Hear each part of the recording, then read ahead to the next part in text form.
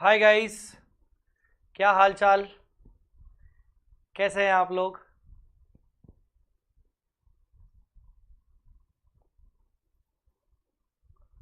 कुछ मिसिंग लग रहा है ना? कुछ तो मिसिंग है। अब नहीं है।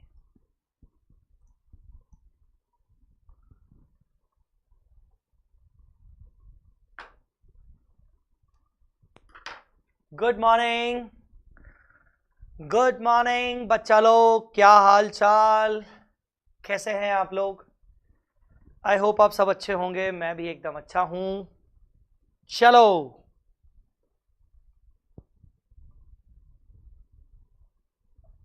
शुरू करें।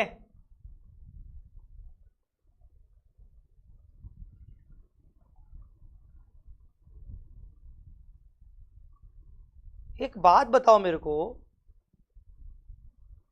एक बात बताओ मेरे को। कितने ऐसे बच्चे हैं जो डे वन से ये सारी क्लासेस देख रहे हैं?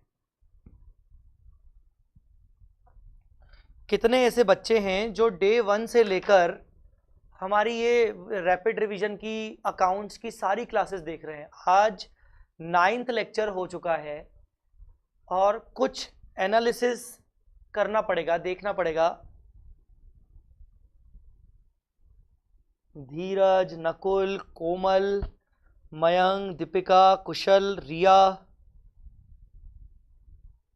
जीनल, लोहित, तो जितने बच्चे डे वन से देख रहे हैं उनको क्या लगता है? मतलब आपसे मैं पूछना चाहूंगा, आपकी मेंटलिटी, एक स्टूडेंट मेंटलिटी, मैं सिर्फ जानना चाहता हूं। एक स्टूडेंट मेंटलिटी।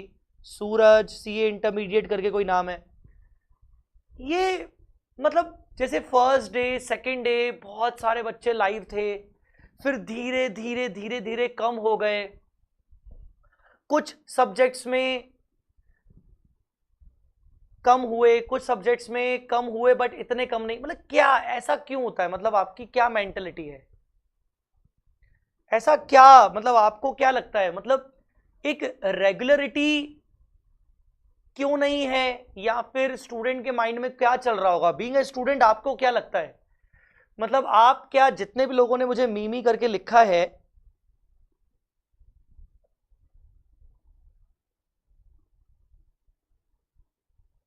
नकुल सर हम तो फेस टू फेस वाले हैं, अभी लाइव स्टार्ट किया।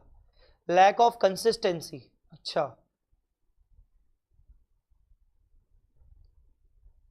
ये आता ही आता है ऐसा सोच लेते हैं। अच्छा, धीरज ने बोला कि सर, मतलब कुछ बच्चे सोचते हैं अरे ये वाला पॉइंट पढ़ा रहे हैं, ये टॉपिक पढ़ा रहे हैं, ये तो आता है, छोड़ो हम कर लेंगे बाद में। ऐसा सभी, कभी एक या कभी कभी दो लेक्चर मिस होता तो फिर यही कंटिन्यू नहीं कर पाते। अच्छा, मतलब कुछ बच्चों के लेक्चर मिस हो जाते हैं तो फिर बच्चा बोलता है छोड़ो अब क्या करें। अच्छा, तो मुझे थोड़ा सा ये बताओ कि मतलब जैसे फॉर एग्जांपल आपके एक दो लेक्चर कंटिन्यू आपने नहीं किए, मिस हो गए, तो क्या मन में ये आता है क्या बहुत सारे बच्चों के कि चलो ठीक है हम बाद में कर लेंगे, अभी हम कुछ और कर लेते हैं, बाद में कर लेंगे? या फिर ऐसा होता है कि हम अपने टॉपिक का वेट कर रहे हैं, जैसे ब्रांच कर लिया तो अब मुझे कैश फ्लो नहीं करना, अब मैं देखूंगा कि नेक्स्ट टॉपिक कौन सा करवा रहे हैं सर, ऐसा कुछ होता है क्या? पता नहीं कौन बोल रहा है ब्रह्मचार्य चेंज, ये पता नहीं क्या बोल रहा है सामने वाला। Because this is a very serious issue. Issue serious क्यों है? मतलब इनिशियली इट्स लाइक कि हाँ हाँ rapid revision, rapid revision, yes करना है करना है करना है। जो जोश दिखता है तुम्हारी तरफ से, ऐसा क्यों हो रहा है कि वो जोश, अभी एग्जाम में कुछ दिन बचे हुए हैं, सिर्फ एग्जाम में हार्डली 45 डेज बचे हुए हैं, और वो जोश क्लासेस लाइव में नजर नहीं आ रहा है? ऐसा क्यों हो रहा है? मेरे लिए तो बहुत हेल्पफुल हुआ, वेरी थैंकफुल। एंड मेरा लेक्चर मिस होता था तो मैं उससे उसी दिन कंप्लीट करके नेक्स्ट डे ज्वाइन करता।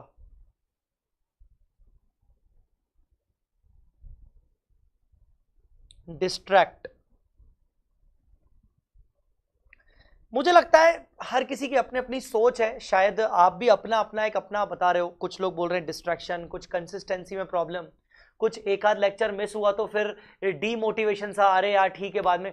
मतलब मुझे लगता है ना इस पूरी चीज के पीछे एक ही चीज है कि हमने अपने टाइम टेबल को अच्छे से मेंटेन ही नहीं किया। बस डिपेंडेंसी, अच्छा ये आ गया चलो देखते हैं 2 दिन, फिर मजा नहीं आया चलो कुछ और करते हैं, फिर कुछ और करते हैं, फिर कुछ और करते हैं। मुझे ऐसा लग रहा है पूरी ओवरऑल अगर एक कॉमन रीजन ढूंढा जाए तो सबसे बड़ा कॉमन रीजन इनकी स्टूडेंट ने अपना ढंग से शेड्यूलिंग किया ही नहीं है। अपना पूरा टाइम टेबल डे वाइज कि मुझे आज क्या करना है, कल क्या करना है, परसों क्या करना है, पूरा टाइम टेबल शेड्यूलिंग शायद मैक्सिमम स्टूडेंट बनाते ही नहीं है। एम आई रॉन्ग या मैं सही बोल रहा हूं? सर सबका मोटो अलग होता है एग्जाम को लेकर, so I thought that's the only reason. कोई और सब्जेक्ट कंप्लीट करना होता है तो स्विच नहीं कर पाते, ये बात है, रियाज ने सही बोला। मेरे को आ जाता वो भी देखता sir, because your study method is totally different and awesome, thank you. Mostly तो सर आपने अपने वीक चैप्टर्स देखने के लिए ही बैठे हैं। हाँ बहुत अच्छा लगा सर आपकी class, you are awesome sir, branch में फुल कॉन्फिडेंस है, thank you Mayank. I think topic की पोल करवानी चाहिए।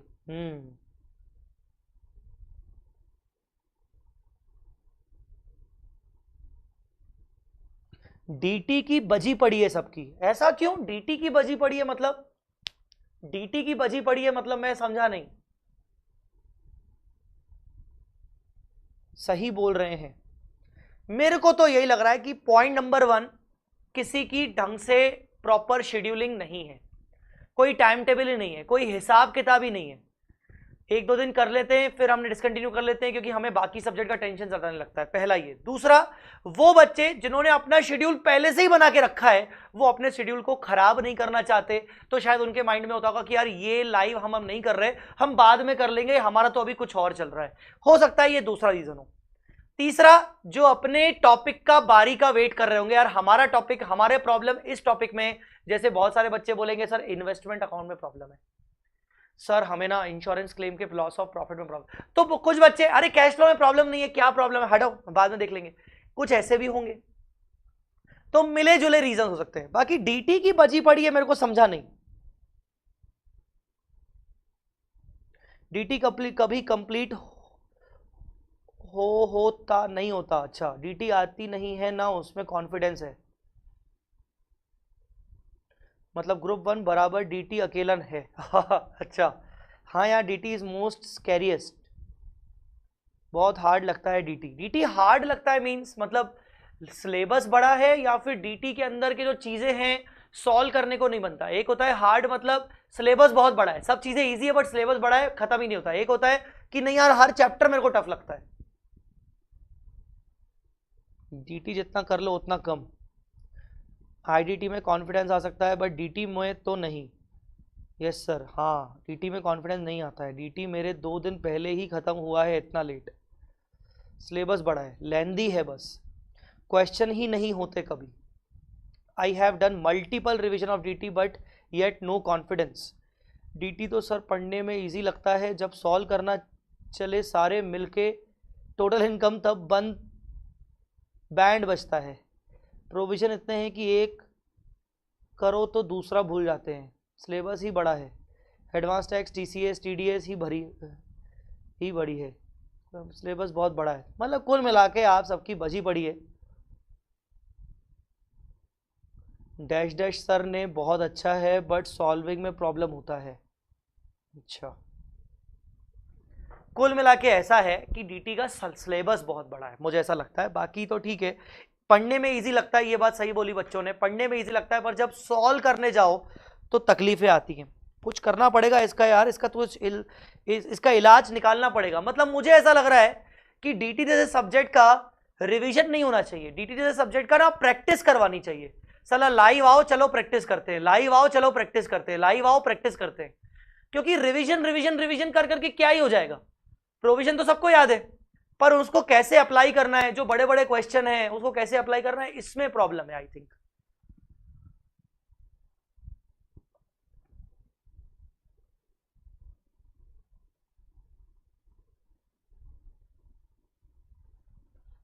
इंडिविजुअली क्वेश्चन सॉल्व करने में इजी है बट बहुत सारा इकट्ठा आ जाता तो सही बात है। कुछ करेंगे, मैं बात करूंगा अपनी फैकल्टी टीम से कि डीटी को लेकर क्या हो सकता है। अगर हम 1-2 दिन के लगातार कुछ प्रैक्टिस सेशंस करवाएं, रिवीजन से काम नहीं चलेगा मुझे लगता है डीटी में। डीटी के रिवीजन्स आपके यूट्यूब पे भरे पड़े, हर फैकल्टी अच्छा पढ़ाता है यार, हर फैकल्टी डीटी छोड़ो ना, हर सब्जेक्ट हर फैकल्टी अच्छा पढ़ाता है। द मोस्ट इंपॉर्टेंट थिंग, जैसे अभी रैपिड रिवीजन, हमारा रैपिड रिवीजन के पीछे ऑब्जेक्टिव क्या था, मैं आपका ज्यादा टाइम अभी नहीं खाऊंगा, आपको लग रहा होगा कि यार क्या बातें कर रहे हैं, यही करवाओ। लास्ट में यही बोलूंगा कि रैपिड रिवीजन में हमारा ऑब्जेक्टिव क्या था। रैपिड रिवीजन में ऑब्जेक्टिव, मेरा तो पर्सनली ऑब्जेक्टिव है था कि मैं बच्चों को क्वेश्चंस करवाऊं, और मुझे ऐसा लगता है, आई पर्सनली फेल्ट कि ये चीज आपके अभी काम आ रही होगी। ब्रांच में हमने क्वेश्चंस किए यार, रिवीजन करके क्या ही हो जाएगा, जब तक वो चीज अपन अप्लाई नहीं कर पा रहे, जब तक वो चीज अप्लाई नहीं कर पा रहे हैं तब तक रिवीजन करके क्या ही काम हो जाएगा। तो मुझे लगता है practical subjects like accounts, advance accounts, DT, इनमें ना बहुत सारी प्रैक्टिस करवाना जरूरी है। तो आई बिलीव इस बार हमारा जो रैपिड रिवीजन था, मेरा ऑब्जेक्टिव यही था कि मैं रिवीजन तो अपनी जगह, मैं क्वेश्चन पे फोकस करूंगा। तो क्वेश्चंस पे फोकस करना जरूरी है। चलो, ये क्वेश्चन चल रहा था अपनी लास्ट क्लास में, अपना ये क्वेश्चन शुरू किया था हमने। क्या किया आपने इसका, टेल मी, क्या किया आपने इसका, आपने ट्राई किया।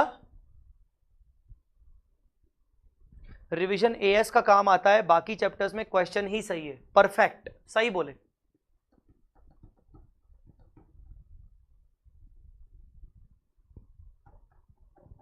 इस क्वेश्चन को सॉल्व किया आपने, प्लीज मुझे जवाब दीजिए। आपने ट्राई किया क्या इस क्वेश्चन को? जिन जिन बच्चों ने ट्राई किया प्लीज रेज योर हैंड। और तुम लोगों को बार बार याद दिलाना पड़ता है, चैनल सब्सक्राइब करना होता है, लाइक करना होता है लेक्चर को, तुम लोगों को बार बार याद दिला रहा हूं मैं।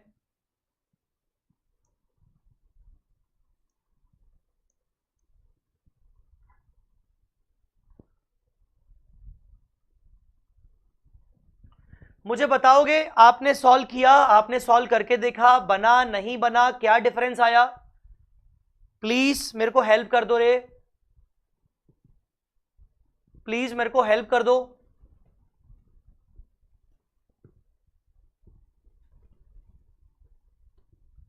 प्लीज मेरे को हेल्प कर दो।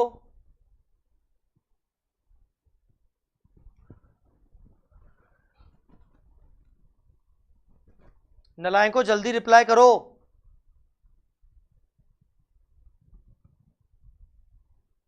चलिए, रिटेन्ड अर्निंग्स के बाद क्या लेंगे? रिटेन्ड अर्निंग्स के बाद क्या लेंगे बेटा? रिटेन्ड अर्निंग हो गया, रिटेन्ड अर्निंग के बाद क्या लूं? रिटेन्ड अर्निंग के बाद क्या लूं? सर रिटेन्ड अर्निंग को के बाद हमें नेट प्रॉफिट बिफोर टैक्स तक पहुंचना है, तो सर इनकम टैक्स प्रोविजन ले लो। नहीं है सर, इनकम टैक्स प्रोविजन नहीं है। अच्छा सर, डिविडेंड पेबल ले लो। डिविडेंड पेबल है क्या? डिविडेंड पेबल है क्या?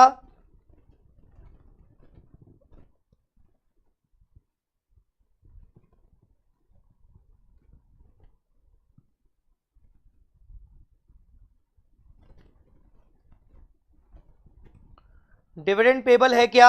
सुन ही नहीं रहे मेरे नालायक, सुन ही नहीं रहे, जवाब ही नहीं दे रहे। Dividend payable, dividend dividend dividend dividend dividend dividend dividend dividend dividend dividend dividend dividend dividend 4 lakh रुपए operating if started from retained earning. 4 lakh रुपए, 4 लाख रुपीस का डिविडेंड ले लिया। चलो सर इनकम टैक्स लेंगे, डिविडेंड लेंगे, सर डिविडेंड भी ले लिया। अब क्या आया? जैसे ही ये मैंने ले लिया तो ये हो गया 690। ये 690 क्या आया? Net profit after tax. फिर सर क्या ऐड करते हैं? इनकम टैक्स प्रोविजन, ये तो है ही नहीं। इनकम टैक्स प्रोविजन ये तो है ही नहीं, तो ये 690 क्या आ गया? Net profit before tax. सोचना पड़ेगा, दिमाग चलाना पड़ेगा यार, रिटेन्ड अर्निंग से नेट प्रॉफिट आफ्टर टैक्स आने तक कौन कौन सी चीजें हैं, और बार बार ऊपर नीचे पलटाना पड़ेगा आपको। क्या क्या देखा था और कौन सा? रिवैल्यूएशन रिजर्व नहीं आता, जनरल रिजर्व ले लिया, कैपिटल रिजर्व तो आएगा ही नहीं क्योंकि वो लैंड के सेल होने पर गया है। और क्या था, और एक एक करके देखते हैं। ये अभी इक्विटी काम का नहीं है, ये फाइनेंसिंग एक्टिविटी है, फाइनेंसिंग एक्टिविटी है। डिविडेंड या ऑपरेटिंग एक्टिविटी हो गया, ये फाइनेंसिंग बात की बात है।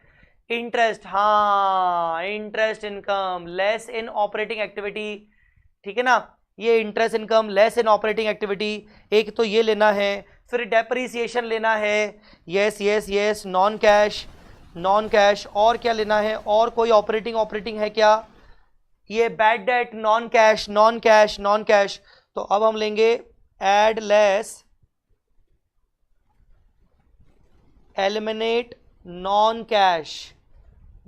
कैश आइटम्स, जिसमें depreciation, bad debts, depreciation, bad debts 140 का डेप्रिसिएशन, बैड डेट्स का क्या होगा 40,000, बैड डेट्स का क्या होगा 40,000। अच्छा एक और चीज लेस करेंगे, repairs of plant and machinery, याद है आपको, repairs of plant and machinery in cash 50,000, ठीक है। Add less non operating items, non operating items में क्या आएगा, नॉन ऑपरेटिंग आइटम्स में क्या आएगा, एक तो इंटरेस्ट रिसीव्ड, इंटरेस्ट का याद दिलाऊं, इंटरेस्ट इनकम ये 20,000 लेस इन ऑपरेटिंग एक्टिविटी 20,000, और एक interest on debentures, interest on debentures, interest on debentures. हालांकि मैं आपको एक बात बताऊं, इंटरेस्ट ऑन डिबेंचर्स जो है वो अगर तुम इग्नोर भी करोगे तो कोई दिक्कत नहीं है। क्यों? क्योंकि इंटरेस्ट ऑन डिबेंचर्स तुम यहां पर जितना ऐड करोगे नीचे जाके उतना ही लेस कर दोगे, तो इंटरेस्ट ऑन डिबेंचर्स को तुम अगर इग्नोर भी मारोगे तो चलेगा, तो अपन इग्नोर कर देते हैं इसको, फिलहाल इग्नोर कर देते हैं, ठीक है ना। और क्या आएगा नॉन ऑपरेटिंग में, और क्या आएगा, और चेक करते हैं। बैड डेट हो गया, ये तो इन्वेस्टिंग है, ये भी इन्वेस्टिंग है। ये gain on sale of land तो हमने कैपिटल रिजर्व में डाल दिया था, इसका कुछ करेंगे नहीं। उसके बाद ये ट्रेड, ये वर्किंग कैपिटल चेंजेस करने पड़ेंगे, हाँ वर्किंग कैपिटल चेंजेस, रिपेयर हो गया, डेप्रिसिएशन हो गया, रिवोल्यूशन नहीं आएगा, ये इन्वेस्टिंग में आएगा, वर्किंग कैपिटल चेंजेस करने पड़ेंगे। इंटरेस्ट हो गया 4 लाख, ये हो गया। उसके बाद और क्या, ये देखें यहाँ से शुरू, लैंड खत्म, debenture, equity, dividend, interest, repair, depreciation, receivable, pre acquisition dividend, बस। तो अब कुल मिला के वर्किंग कैपिटल चेंजेस,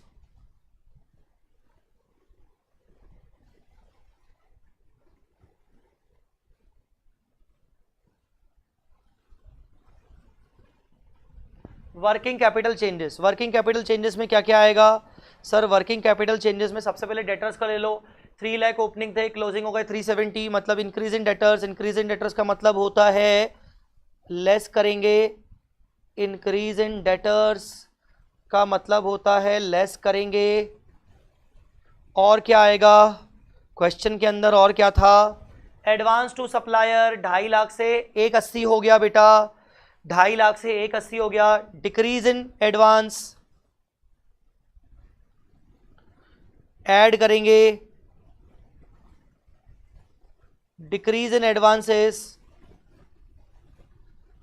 70,000, 2.5 से 180, 2.5 से 180, 2.5 से 180। बेटा इन्वेस्टमेंट 50,000 क्यों लेस करेंगे? इन्वेस्टमेंट तो इन्वेस्टिंग एक्टिविटी में जाएगा ना नालायक। एडवांस टू सप्लायर ले लिया, ट्रेड रिसीवेबल ले लिया। अब इन्वेंट्री बताओ, ओ माय गुडनेस, इन्वेंट्री बताओ, ओ माय गुडनेस, इन्वेंट्री बताओ। 6 लाख का 850 हो गया, 2.5 लाख से बढ़ गया, 2.5 लाख से बढ़ गया, 2.5 लाख से बढ़ गया। इंक्रीज इन इन्वेंट्री 2.5 लाख से बढ़ गया, 2.5 लाख से बढ़ गया। इंक्रीज इन्वेंट्री लेस करेंगे। अब देखो तुम्हें याद होगा कल मैंने तुमसे एक चीज बात की थी, पेटेंट वाली। कल मैंने तुमसे पेटेंट की बात की थी। अब देखो कितनी बड़ी गलती कर सकते हैं हम लोग। पेटेंट 1 लाख का था, 80,000 का हो गया, रिड्यूस हो गया। रिड्यूस होने के दो रीजन हो सकते हैं, या तो पेटेंट सेल हुआ होगा या तो पेटेंट राइट ऑफ हुआ होगा। सेल होता तो यहां पर कहीं आता, इसका मतलब पेटेंट राइट ऑफ हुआ है। ओ माय गॉड, इसका मतलब इस कहानी से हमें क्या शिक्षा मिलती है कि सिर्फ एडिशनल इंफॉर्मेशन पे रिलाय नहीं करने का है। कैश फ्लो स्टेटमेंट बनाते वक्त हर एक बैलेंस शीट के आइटम को भी टिक लगाते जाना है कि हाँ ये हुआ कि नहीं, हुआ कि नहीं, हुआ कि नहीं। तो पेटेंट 1 लाख से 80,000 राइट ऑफ किया, मतलब non cash, non cash. Oh my God, patent right of, patent right of 20,000, patent right of, patent right of, patent right of 20,000। बेटा बात समझ में आ रही कि नहीं? ये पॉइंट पे किसी को डाउट है क्या? पेटेंट राइट ऑफ, जल्दी बोलो, ये पॉइंट पे किसी को डाउट है क्या? Patent right of. कहानी से हमें क्या शिक्षा मिलती है? एडिशनल इंफॉर्मेशन के साथ साथ हमें बैलेंस शीट के भी हर एक आइटम को टिक टिक लगाते जाना है। बैलेंस शीट के हर आइटम को टिक लगाते जाना है। चलो अब प्लांट एंड मशीनरी अभी मैं टिक नहीं लगाऊंगा, क्योंकि प्लांट एंड मशीनरी के रिगार्डिंग मैंने सिर्फ डेप्रीसिएशन और रिपेयरिंग किया है। अभी मेरा इन्वेस्टिंग एक्टिविटी में काम बचा है। मैं लैंड को टिक नहीं लगाऊंगा, क्योंकि लैंड भी सेल हुआ है तो भी मैं उसको टिक नहीं लगाऊंगा। P&L अकाउंट ले लिया। Oh my God, other current liability, चलो 2 लाख से 3 लाख हो गया, 2 लाख से 3 लाख हो गया। इंक्रीज इन करंट लायबिलिटी तो ऐड करेंगे, increase in current liability 1 lakh रुपए ऐड करेंगे, 1 लाख रुपए ऐड करेंगे, 1 लाख रुपए ऐड करेंगे। ओ माय गॉड, ठीक है। डिवेंचर के रिस्पेक्ट में बेटा मैं टिक नहीं लगाऊंगा, क्योंकि डिवेंचर वाला पॉइंट जाएगा तुम्हारे फाइनेंसिंग में। डिविडेंड आधा हुआ है और अभी डिविडेंड पेड जाएगा फाइनेंसिंग में। ओके, रिवॉल्यूशन रिजर्व टिक लगा दो, मैंने उसको P&L में डाल दिया। जनरल रिजर्व टिक लगा दो, कैपिटल रिजर्व टिक लगा दो, इक्विटी अभी नहीं। तो भैया, ओ भैया चलो, तो मोटा मोटी हमें ऐसा लगता है ये आ गया net cash after working capital changes but before tax paid. चलो अभी कितना आया? ये हुआ 690, 140 ऐड करेंगे, 40 ऐड करेंगे, 20 ऐड करेंगे, माइनस रिपेयर 50 करेंगे, माइनस इंटरेस्ट करेंगे 20, minus 70 plus 70, minus 2.5 lakh plus 1 lakh, ये आ गया 670। 670 आया बेटा। टैक्स पेड कितना है? Minus taxes paid. टैक्स के बारे में सर कुछ लिखा ही नहीं है। अच्छा, plus minus extra ordinary activity, zero, कुछ भी नहीं। तो अल्टीमेटली 670 आ गया भैया।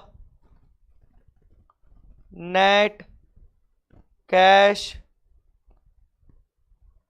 Generated in operating activity. तुम्हारा कितना आया था जब तुमने ट्राई किया था? तो तुम्हारा कितना आया था बोलो, तुम्हारा कितना आया था?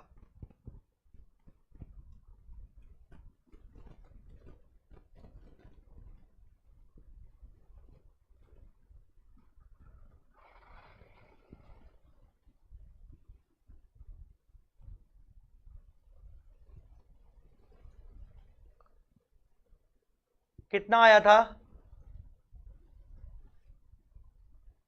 780 आया था।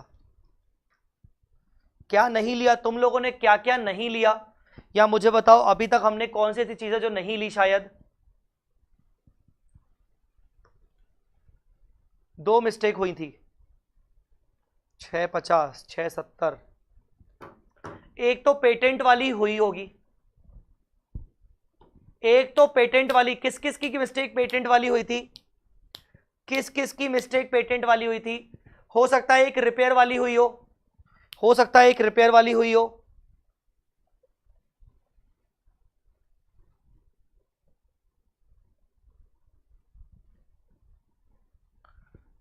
पेटेंट नहीं लिया था,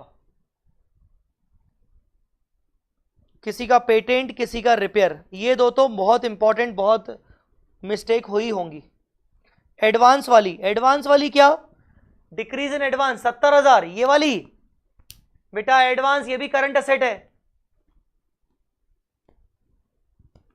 ये भी करंट असेट है। चलो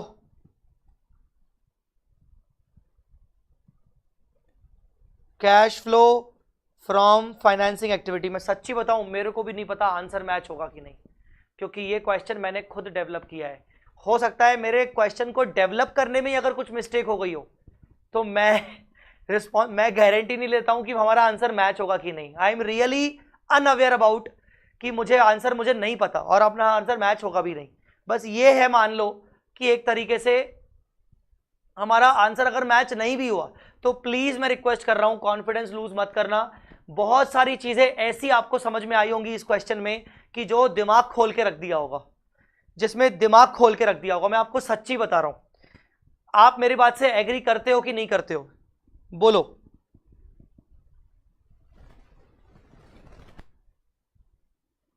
आप मेरी बात से एग्री करते हो कि नहीं करते हो? जल्दी बोलो।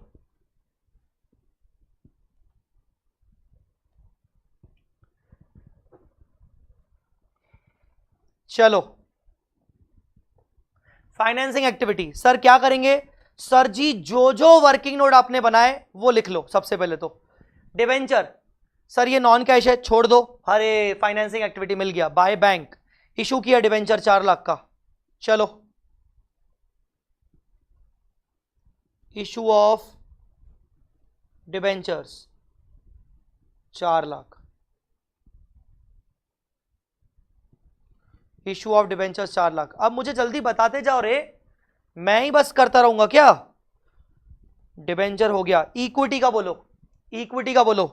Buyback 550,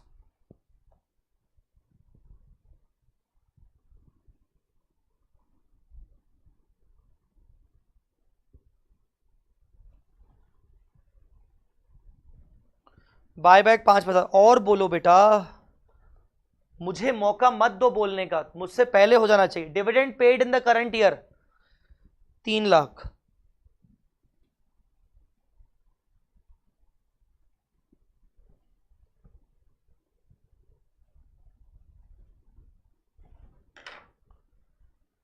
dividend paid in current year 3 lakh. और बोलो, और बोलो, और बताओ बच्चों मैं तुम्हारे लिए क्या कर सकता हूं। डिविडेंड हो गया। इंटरेस्ट नहीं, investing activity. Paid plant machinery investing activity. Trade receivable investment, ये आपकी investing activity. Land investing activity, investment investing activity. चलो बैलेंस शीट पे चलते हैं। ये खत्म हो गया, मेरा वर्किंग नोट खत्म हो गया। मुझे राहत की सांस नहीं लेनी है, मुझे टिक टिक खेलना है।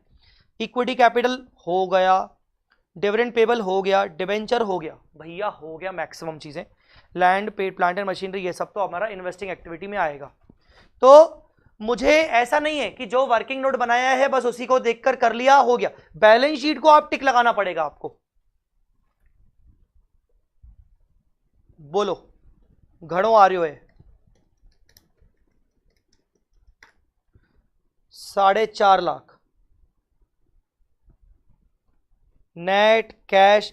मैं ना फाइनेंसिंग एक्टिविटी आमतौर पर पहले बना लेता हूं, ऐसा कुछ नहीं है। आप फाइनेंसिंग के पहले इन्वेस्टिंग बना सकते हो, पहले फाइनेंसिंग बनाओ इन्वेस्टिंग बनाओ, कोई दिक्कत नहीं है। Net cash used in financing activity, net cash used in financing activity, ठीक है। उसके बाद C, cash flow from investing activity, cash flow from investing activity, cash flow from investing activity. चलो वापस से वर्किंग नोट नीचे से शुरू करते हैं। बैड डेट नहीं, हाँ इन्वेस्टमेंट परचेज किया 65 और डिविडेंड रिसीव हुआ 15। चलो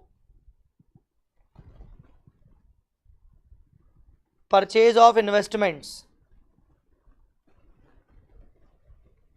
65, ये माइनस होता है, प्लस होगा dividend received 15,000। Very good Riya Jaiswal, CA intermediate, इसने बोला interest received, very good 19,000। Check करते हैं, ये हुई गवाह। हाँ, लैंड लैंड लैंड सेल किया 170, सेल ऑफ लैंड ऐड करेंगे, सेल ऑफ लैंड 170, और क्या आएगा, लैंड भी हो गवा, इन्वेस्टमेंट हुई गवा। Plant and machinery 40,000, plant and machinery 40,000, plant and machinery 40,000, plant and machinery purchased.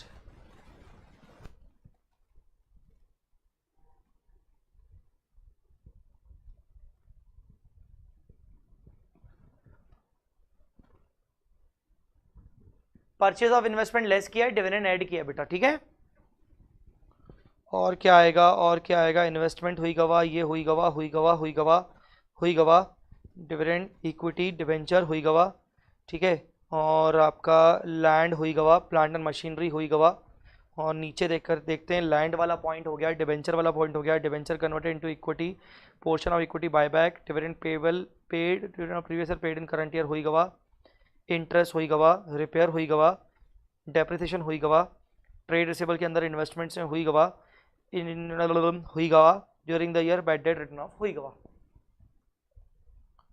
Trade receivable बेटा, ट्रेड रिसीवेबल तो ऑलरेडी कर लिया ना नलायक प्रतीक, ट्रेड रिसीवेबल तो ऑलरेडी कर लिया ना भाई मेरे, purchase of plant and machinery minus कर दिया।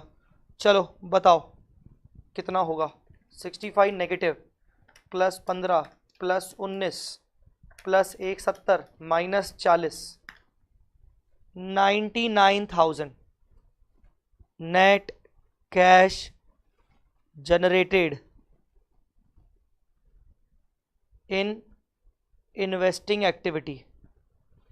किस किस का इन्वेस्टिंग एक्टिविटी और फाइनेंसिंग एक्टिविटी सही था, या उल्टा पूछ रहा हूं, किस किस का इन्वेस्टिंग और फाइनेंसिंग गलत था। इन्वेस्टिंग फाइनेंसिंग बोलो बेटा, किस किस का इन्वेस्टिंग फाइनेंसिंग गलत था या सही था, बताओ जल्दी कमेंट करो, जल्दी कमेंट करो मेरे को, जल्दी बताओ किस किस का इन्वेस्टिंग फाइनेंसिंग गलत था, सही था, वगैरह वगैरह, जल्दी बोलो।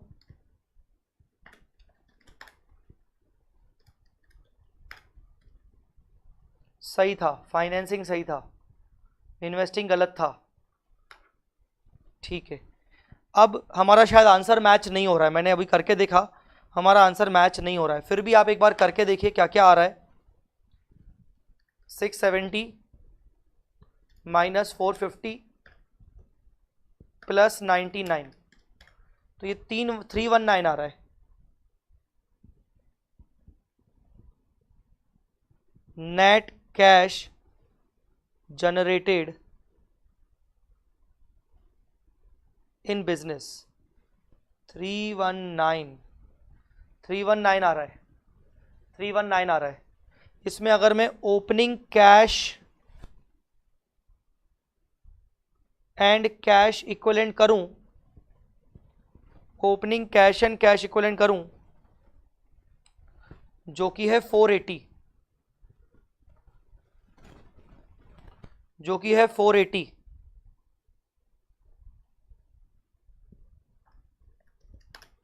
तो आ रहा है 799, मतलब closing cash and cash equivalent आपका होना चाहिए 799, जबकि क्वेश्चन के अंदर कैश एंड कैश इक्विवेलेंट कितना है 760। अब आई डोंट नो, क्वेश्चन फ्रेम करते हुए मुझे लगता है मिस्टेक हुई होगी, क्योंकि बाकी मिस्टेक्स तो पॉसिबल नहीं है। आपको क्या लगता है, 39,000 का डिफरेंस आ रहा है।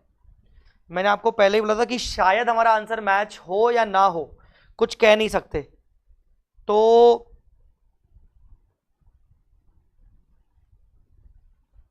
आई फील कि क्वेश्चन फ्रेम करने में कुछ गड़बड़ हुई होगी, बाकी कुछ और गड़बड़ नहीं है। तो प्लीज मैं आपको यही बोलूंगा कि आप प्लीज इसको डीमोटिवेट मत होइएगा। मैं सिर्फ यहां पर मैंने क्वेश्चन जो फ्रेम किया वो इस पर्पस से फ्रेम किया कि आपके पास ऐसा क्वेश्चन आपको बुक में नहीं मिलेगा कहीं पर। तो बस यही रीजन के लिए कि भाई एटलीस्ट आप कई सारी ऐसी चीजें जिससे आपको दिमाग लगा सकते हो। कई बार ऐसा होता है कि बहुत बड़ी बड़ी चीजें पूछ लेते हैं तो समझ नहीं आता कहां से शुरू करें।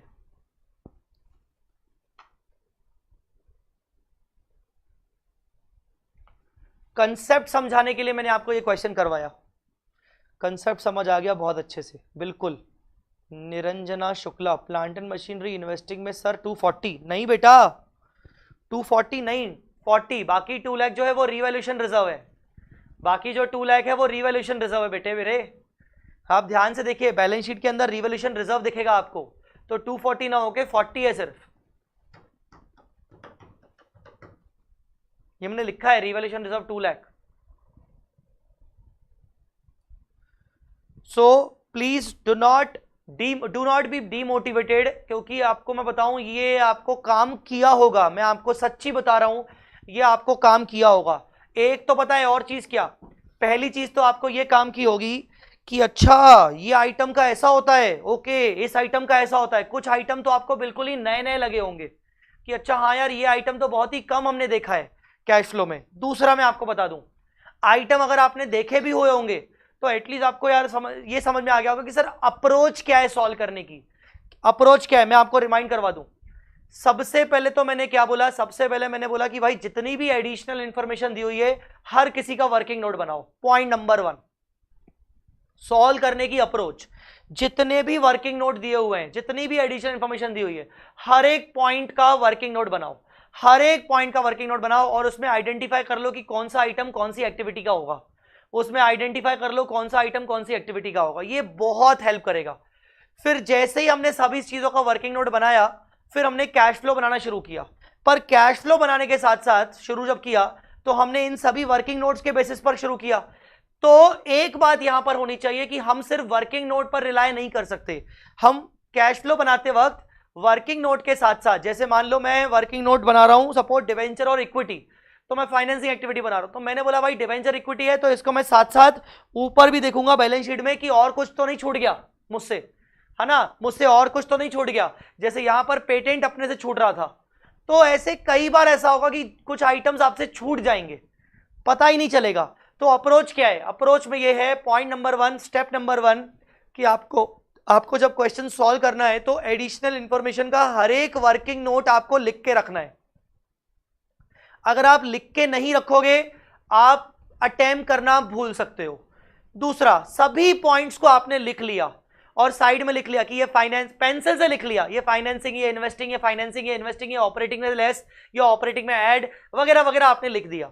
फिर जब आप कैश फ्लो बनाना शुरू किया तो not only these working notes will help you, the entire balance sheet will also help you. आपको बैलेंस शीट में टिक टिक करते जाना है पेंसिल से, ठीक है ना, कि हाँ ये आइटम डन, ये आइटम डन, ये आइटम डन, कौन सा आइटम छूटा, अरे ये छूट गया, ओ देखो भाई इसका ऐसा होगा। सो आपको ये बहुत काम आएगा ऐसा। आई होप आपको चीजें समझ में आई हो, ठीक है।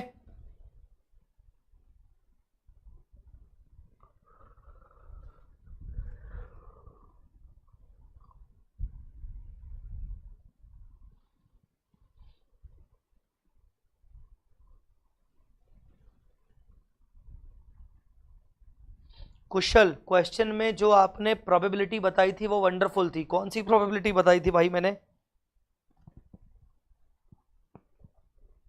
कौन सी प्रोबेबिलिटी बताई थी भाई मैंने?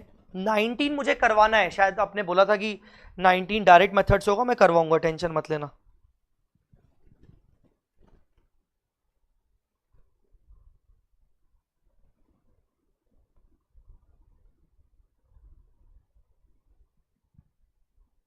मैं आईसीआई मॉड्यूल के भी करवाऊंगा, टेंशन मत लो, मेरे पास आइडेंटिफाइड होंगे आईसीआई मॉड्यूल के कि कौन से क्वेश्चन अच्छे हैं। So not to worry, not to worry, not to worry, not to worry. चलो इस पे आओ, पहले क्वेश्चन नंबर 13 पे आओ।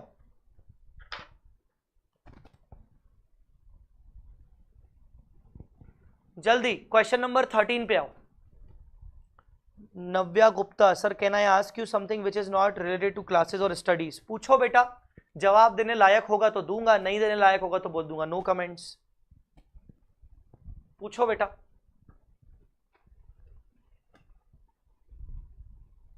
कोई ऐसा पूछता है ना, सर मैं आपसे एक सवाल पूछूं जो कि क्लास और स्टडी से रिलेटेड नहीं, तो टेंशन होने लगता है, पता नहीं बच्चा क्या पूछ लेगा। Oh my God, oh my God, पता नहीं क्या पूछ लेगा।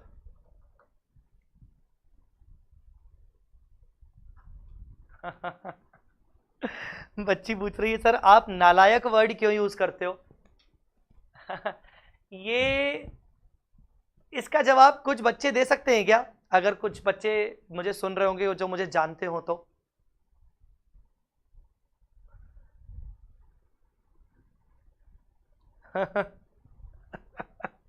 देखो कुछ बच्चों ने जवाब दे दिया।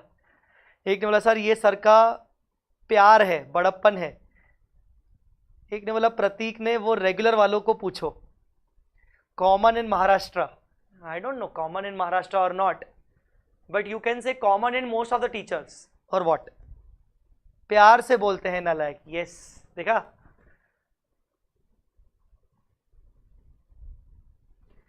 तो नालायक वर्ड क्यों है सब, मैं बता रहा हूं नालायक वर्ड में क्यों बोलता हूं। एक तो देखो, नालायक मतलब प्यार से निकलता है, ठीक है ना, और डांटना होता है, डांट लगानी होती है। तो बाकी वर्ड्स लाइक कुछ ऐसे हो सकते हैं जो ऑफेंड हो जाए कोई बच्चा, और यार ये बोल दिया सर ने, ऐसा बोल दिया। हाँ, अब मैं ऑब्वियसली कुत्ता कमीना तो बोल नहीं सकता, ठीक है, और बोलना भी नहीं चाहिए। तो पॉइंट इज कि यार नालायक ऐसा वर्ड है कि मुझे डांट लगानी है तो भी नालायक, ठीक है। तुमने कोई मस्ती करी, तुमने कुछ कमेंट किया तो भी नालायक, साले नालायक, ठीक है। ऐसे मतलब out of love and affection.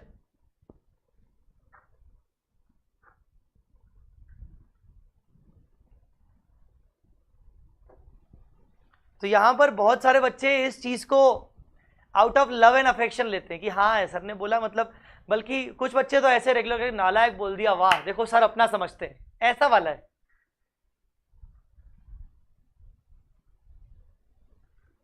चलो, सो डोंट वरी, ये चीज ऐसा नहीं है कुछ भी कि किसी भी तरीके से मैं नालायक बोल रहा हूं तो तुम लोग सच में नालायक हो या लायक नहीं हो। ऐसा नहीं है, ऐसा नहीं है, ऐसा नहीं है। Who am I to decide कि तुम लायक हो कि नालायक हो? ऐसा बिल्कुल नहीं है। मैं कौन होता हूं कि तुम्हें नालायक का ठप्पा लगाने का मेरे पास हक किसने दिया? ये तुम खुद डिसाइड करोगे ना कि तुम कितने लायक हो। सो ये वो नहीं है, डोंट वरी। सो बिल्कुल ऑफेंड होने की जरूरत नहीं है, क्योंकि कुछ ना किसी वर्ड में कुछ ना कुछ तो ऑफेंडिंग हो ही जाता है। पर यार एक वर्ड जो शुरू से चल रहा है वैसा है। चलो, question number 13। J Limited presents you the following information for the year ended 31st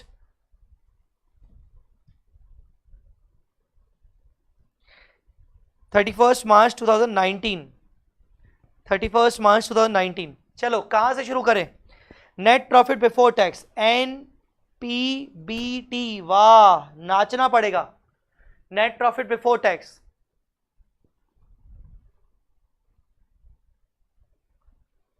net profit before tax, net profit before tax, net profit before tax. अब मुझे एक बात का जवाब दीजिए, नेट प्रॉफिट बिफोर टैक्स है तो क्या मुझे टैक्स का प्रोविजन ऐड करना चाहिए? क्या मुझे टैक्स का प्रोविजन ऐड करना चाहिए? जल्दी बोलिए।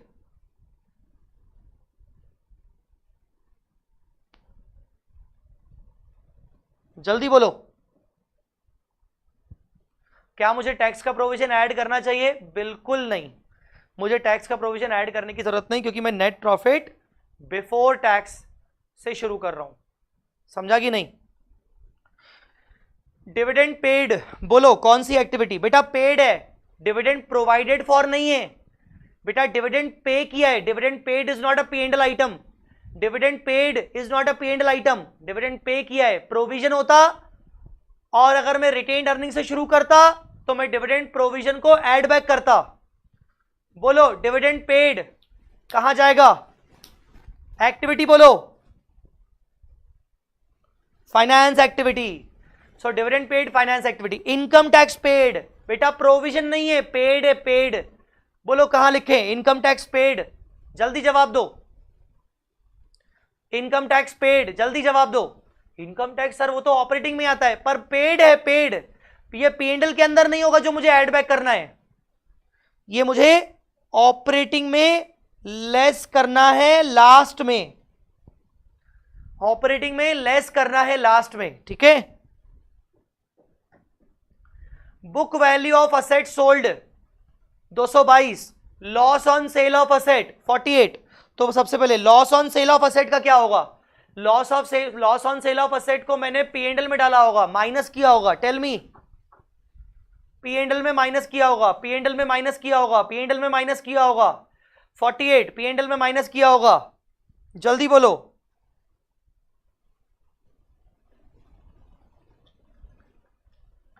P&L में माइनस किया होगा, P&L में माइनस किया होगा, P&L माइनस किया होगा। ऐड करेंगे, ऑपरेटिंग में ऐड। और सेल प्रोसीड कितना हुआ होगा? 174।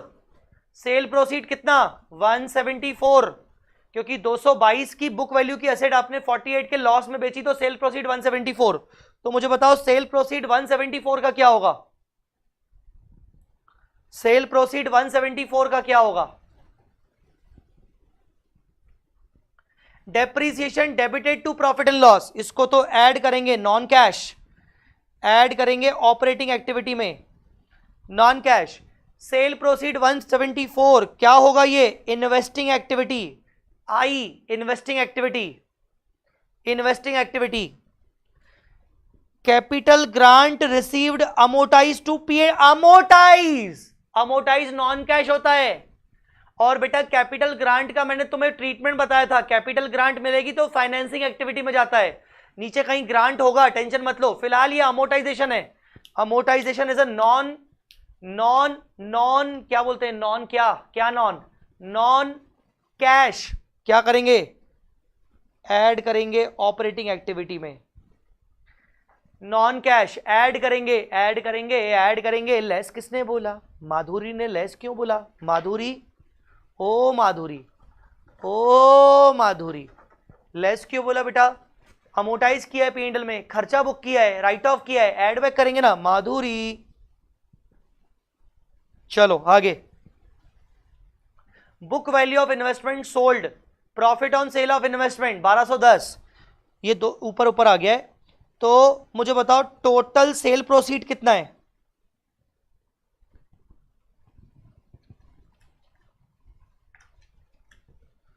Cell proceed 33438, 33438। पहले बताओ सेल प्रोसीड का क्या होगा? सर इन्वेस्टिंग एक्टिविटी में ऐड करेंगे, ऐड करेंगे, ऐड करेंगे, ऐड करेंगे, ऐड करेंगे, ऐड करेंगे। और 120 का क्या होगा?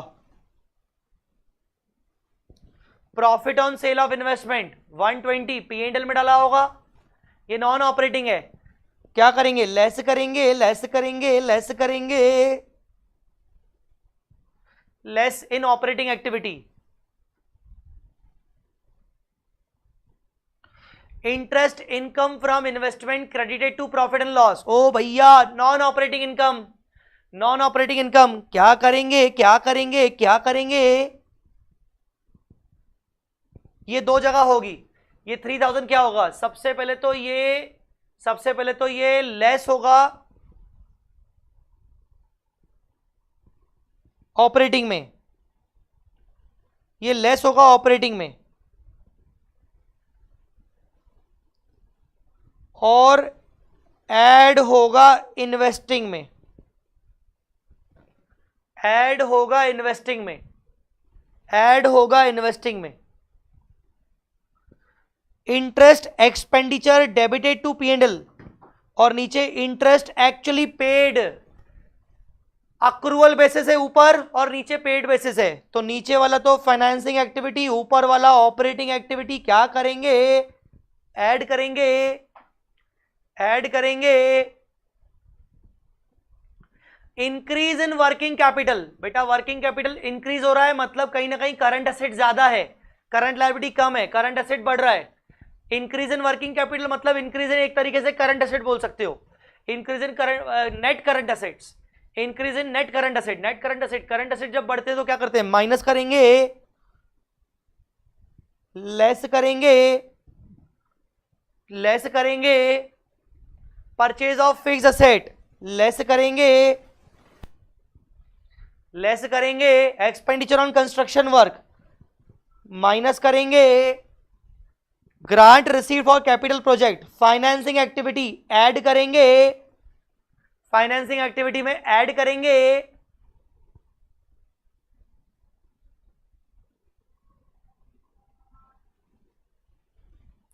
Long term borrowing from bank, long term borrowing from bank लिया है, फाइनेंसिंग एक्टिविटी ऐड करेंगे, ऐड करेंगे, ऐड करेंगे, ऐड करेंगे provision for income tax debited, non cash, non cash operating activity less करेंगे, लेस करेंगे, लेस करेंगे, लेस करेंगे, समझा कि नहीं, कर लोगे ये क्वेश्चन, जल्दी बोलो,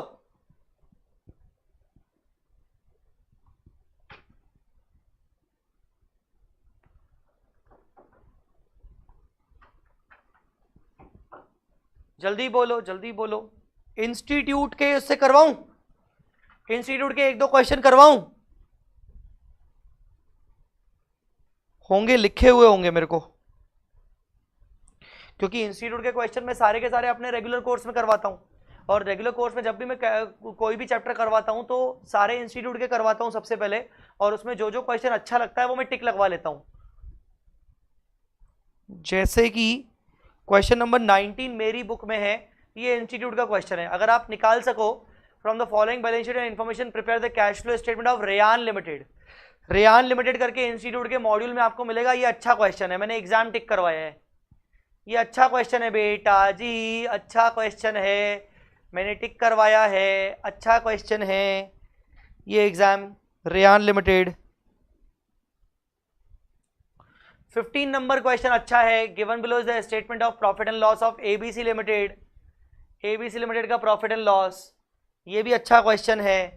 तो आप ये कुछ क्वेश्चन स्टडी मैट के ढूंढ के रख लो, स्टडी मैट के कुछ क्वेश्चंस आप ढूंढ के रख लो, मैं आपको बता दूं स्टडी मैट में आपको ये, मैं क्वेश्चन नंबर 15 जरूरी नहीं कि स्टडी मैट में वैसा ही हो, एबीसी करके और रेयान करके,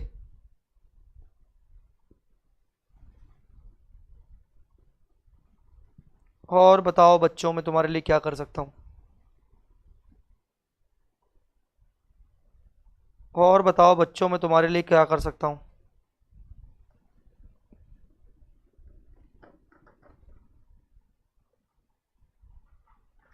कोमल सर यही डाउट है मेरे, प्लीज करा दो ठीक है करा देंगे, करा देंगे, करा देंगे, करा देंगे। इंस्टीट्यूट के मॉड्यूल में रेयान लिमिटेड ओपन करो तुम लोग, अभी वो करते हैं, इंस्टीट्यूट के मॉड्यूल में रेयान लिमिटेड ओपन करो, रेयान लिमिटेड, क्योंकि ना क्वेश्चन बैंक में, कैश फ्लो के क्वेश्चन बैंक में ठीक ठाक क्वेश्चन है, अच्छे क्वेश्चन नहीं है, ठीक ठाक क्वेश्चन है सिर्फ।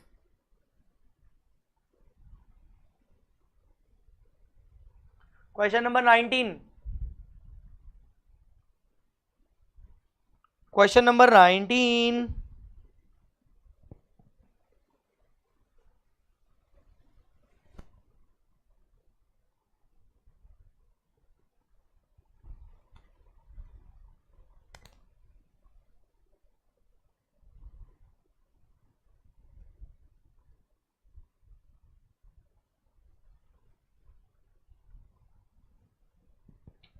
टेंशन मत लो, आज अपना लगभग लगभग मोटा मोटी कैश फ्लो खत्म हो जाएगा, अगर डायरेक्ट मेथड बचेगा तो कल थोड़ा सा डिस्कशन करके डायरेक्ट मेथड का, फिर अपन कल नया टॉपिक शुरू करेंगे।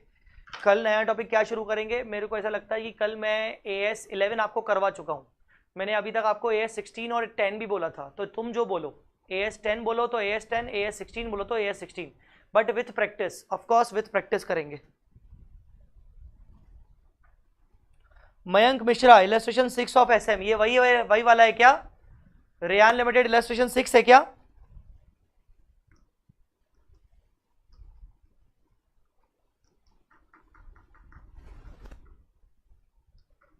या मैं भी इंस्टीट्यूट का मॉड्यूल निकालूं, क्योंकि क्या है मेरे पास सॉल्व किया हुआ है तो मैं आपके साथ जल्दी जल्दी डिस्कस कर पाऊंगा, जल्दी जल्दी डिस्कस कर पाऊंगा आपके साथ। चलिए शुरू करते हैं।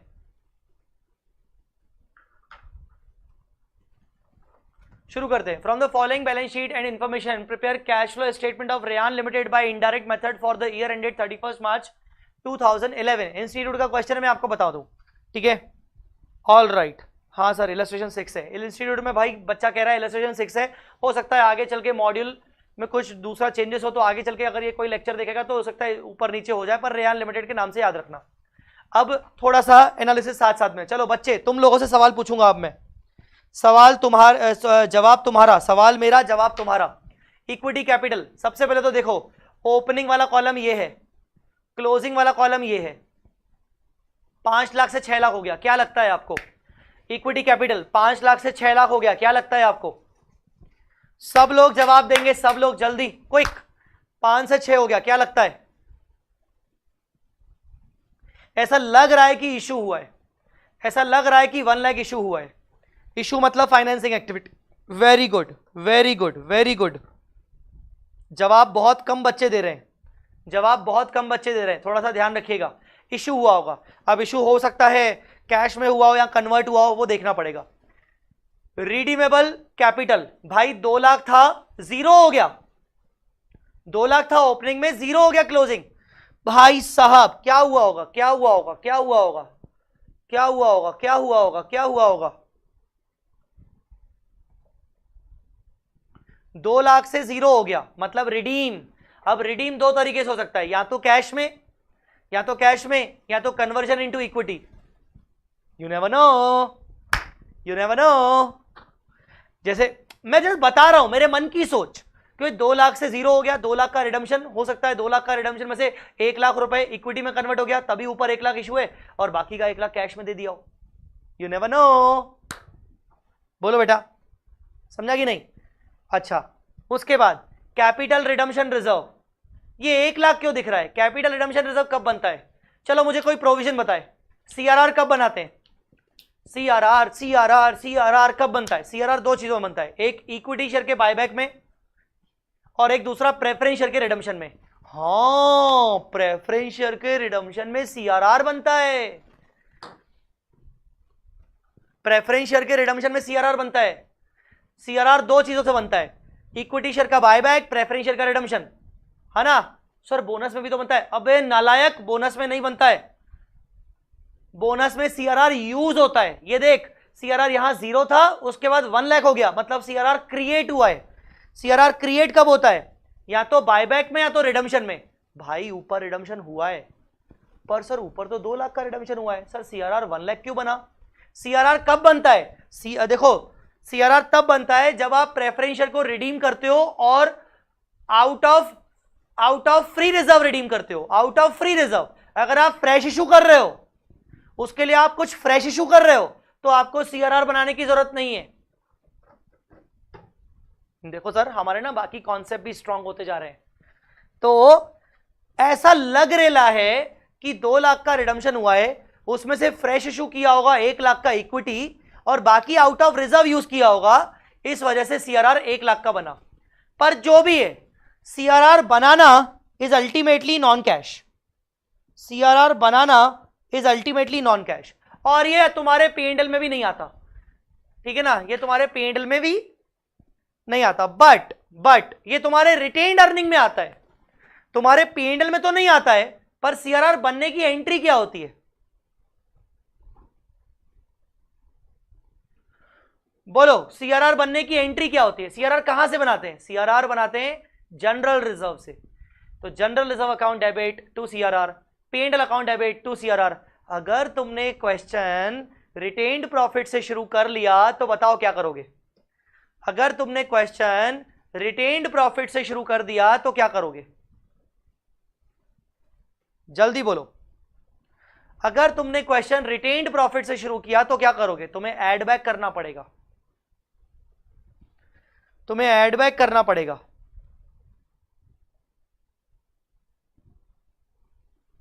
दिमाग चलना चाहिए तुम्हारा, समझा कि नहीं? कैपिटल रिजर्व में क्यों आया है? अगेन वही वाली बात, कैपिटल रिजर्व में कोई प्रॉफिट डाला है, पहले 0 था, अब 1 लाख हो गया, ओपनिंग में 0, क्लोजिंग में 1 लाख, पक्की बात है कुछ प्रॉफिट हुआ होगा, कुछ गेन हुआ होगा, कोई एसेट वसेट बिकी होगी, उसका गेन हमने कैपिटल रिजर्व में डाल दिया होगा। ठीक है, देखेंगे। जनरल रिजर्व 250 से 1 लाख हो गया। Oh my God, general reserve उल्टा गिर रहा है, जनरल रिजर्व उल्टा गिर रहा है। ज्यादा टेंशन हो साला जनरल रिजर्व का अकाउंट बना लो, ज्यादा टेंशन हो जनरल रिजर्व का सीधा सीधा अकाउंट बना लो, बिल्कुल टेंशन खत्म। ठीक है, आगे प्रॉफिट एंड लॉस 50 का 70 हो गया, 20,000 का आपका डिफरेंस आ गया। डिफरेंस हम रिटेन अर्निंग के लिए ले लेंगे। 9% का डिवेंचर, चलो डिवेंचर बोलो। हाँ, सीआरआर में ट्रांसफर किया होगा, सही बोल रहे हो। 2.5 लाख से 1 लाख हो गया, तो 1 लाख तो सीआरआर में ट्रांसफर किया होगा, बाकी क्या किया होगा वी डोंट नो। चलो आगे आगे बोलते हैं, आगे बोलो आगे बोलो। डिवेंचर क्या किया होगा? 0 से 2 लाख हो गए, 0 से 2 लाख हो गए, 0 से 2 लाख, 0 से 2 लाख, 0 से 2 लाख, डिवेंचर 0 से 2 लाख, 0 से 2 lakh. Issue financing activity, trade payable ये आपका वर्किंग कैपिटल है, लायबिलिटी फॉर एक्सपेंस ये आपका वर्किंग कैपिटल है। प्रोविजन फॉर टैक्स, बताओ प्रोविजन फॉर टैक्स का मैंने क्या बताया था? प्रोविजन फॉर टैक्स का बताओ मैंने क्या बताया था? प्रोविजन फॉर टैक्स का बताओ क्या बताया था? क्या बताया था मैंने? प्रोविजन फॉर टैक्स बोलो सर। सिंपल सा है, प्रोविजन फॉर टैक्स का खाता बना लो, अकाउंट बना लो। प्रोविजन फॉर टैक्स का खाता बना लो, अकाउंट बना लो। प्रोविजन फॉर टैक्स का खाता बना लो सर, इसको वर्किंग कैपिटल में मत लो, अलग से इसका खाता बना लो। Provision for tax current year में हम इसका खाता बना लेंगे, वहां से निकाल लेंगे कि P and L profit and loss से कितना बना होगा और पे कितना होगा।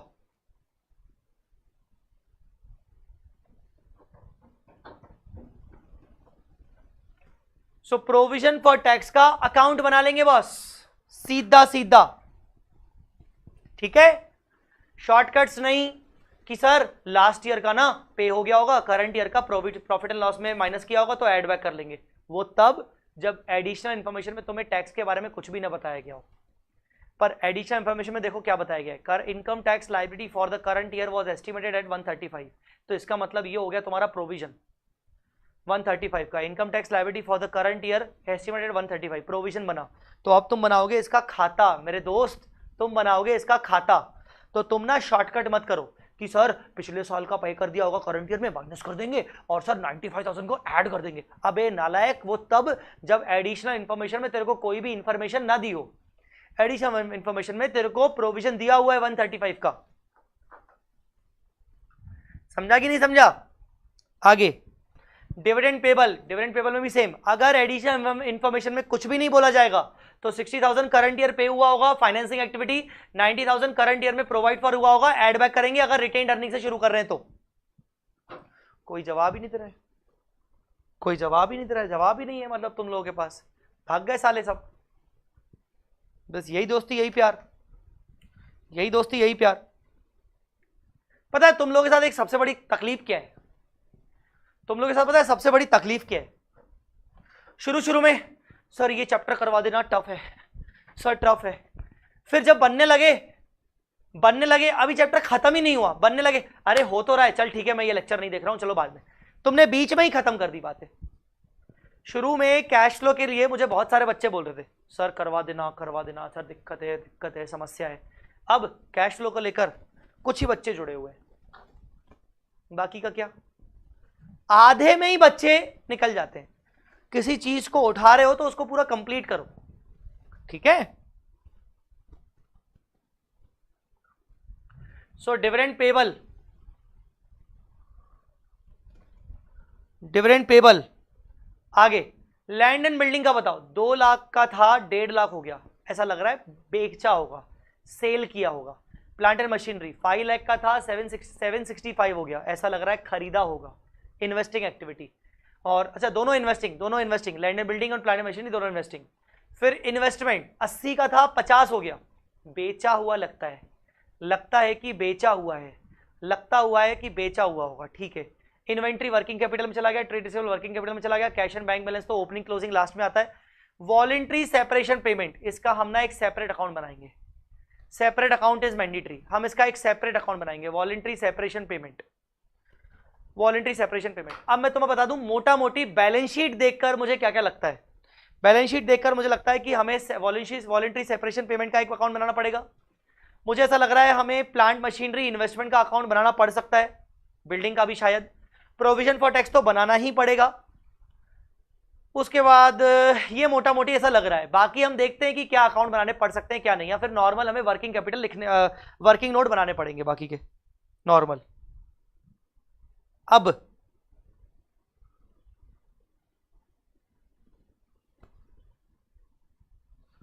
चलिए पहला पॉइंट पढ़िए। A piece of land has been sold out for rupees 150। 150 sale value हो गया। कॉस्ट इसका था 120 and the balance land was revalued. Revalued. Capital reserve consisted of profit on sale and profit on revaluation. अच्छा जी अच्छा, 1,20,000 की land आपने 1,50 में बेची, कितने का फायदा हुआ? आपको लैंड का खाता बनाना चाहिए। आपको लैंड का खाता बनाना चाहिए। लैंड के खाते में क्या क्या आएगा? लैंड का ओपनिंग 2 लाख, लैंड का क्लोजिंग 150।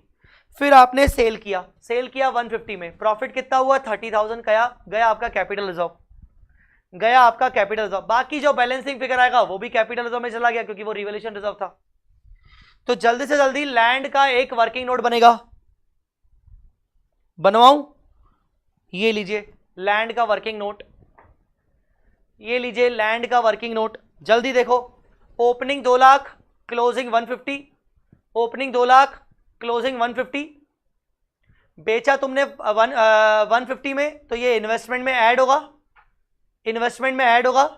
प्रॉफिट हुआ तुम्हारा 30,000 गेन ऑन सेल, पर तुमने वो कैपिटल रिजर्व में डाला। अगर तुम इसको पीएनएल में डालते, अगर तुम इसको पीएनएल में डालते तो तुम ऑपरेटिंग एक्टिविटी में इसको लेस करते, पर अब तुमने इसको कैपिटल रिजर्व में डाल दिया तो कुछ करने की जरूरत ही नहीं है, इग्नोर होगा, इग्नोर। ठीक है। इसके अलावा बाकी का जो बैलेंसिंग फिगर आया वो बैलेंसिंग फिगर तुम्हारा रिवैल्यूएशन, नॉन कैश, कुछ होगा ही नहीं। लैंड के रिगार्डिंग वर्किंग नोट सबको क्लियर है कि नहीं? लैंड के रिगार्डिंग वर्किंग नोट सबको क्लियर है कि नहीं?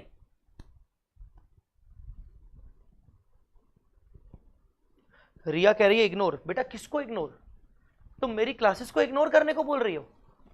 तुम बोल रही हो जय सर को इग्नोर करो? हैं? इग्नोर बोल रही है रिया, इग्नोर मारो इसको, ये आदमी सही नहीं है ऐसा?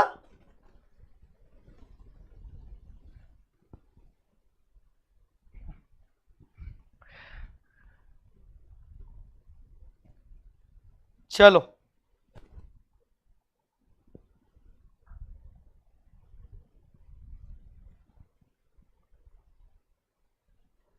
नेक्स्ट, लैंड के अलावा, लैंड के अलावा नेक्स्ट पॉइंट। ऑन 1 अप्रैल 2010, मतलब ओपनिंग में, प्लांट वॉज सोल्ड फॉर 90,000।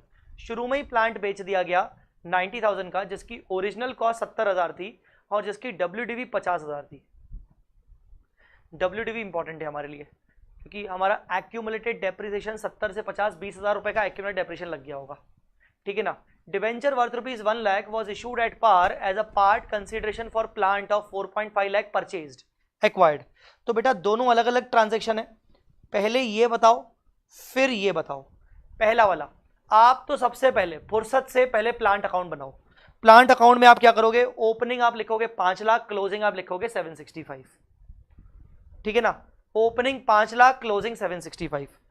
अब आपका क्या हुआ बेटा? एक लैंड है जो कि ओरिजिनल कॉस्ट 70,000 की थी, जिसकी WDV 50 की थी, मतलब बाकी का एक्यूमुलेटेड डेप्रिसिएशन। ठीक है ना। अच्छा, ऊपर जो प्लांट एंड मशीनरी और लैंड दिख रहे हैं, क्या ये ग्रॉस वैल्यू पर होंगे कि आफ्टर डेप्रिसिएशन होंगे?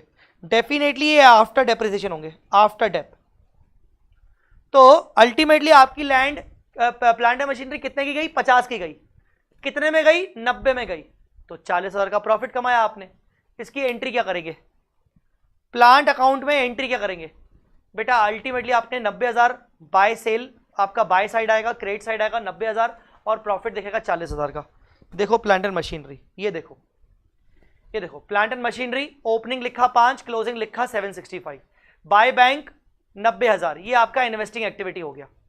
बाय बैंक 90,000, ये आपका इन्वेस्टिंग एक्टिविटी हो गया। 2 P&L 40,000, 2 P&L 40,000, ये आपका नॉन ऑपरेटिंग आइटम है। Cash flow from operating activity में माइनस होगा, cash flow from operating activity में माइनस होगा, ऑपरेटिंग एक्टिविटी में माइनस होगा। ठीक है बेटा, ठीक है, ठीक है, बोलो ठीक है। इसके अलावा आपने 4,50,000 का प्लांट खरीदा, जिसमें से आपने 1 लाख के डिबेंचर इशू किए, मतलब नॉन कैश, तो बाकी का 3.5 लाख आपने कैश यूज किया होगा। तो ये देखो, ये आपने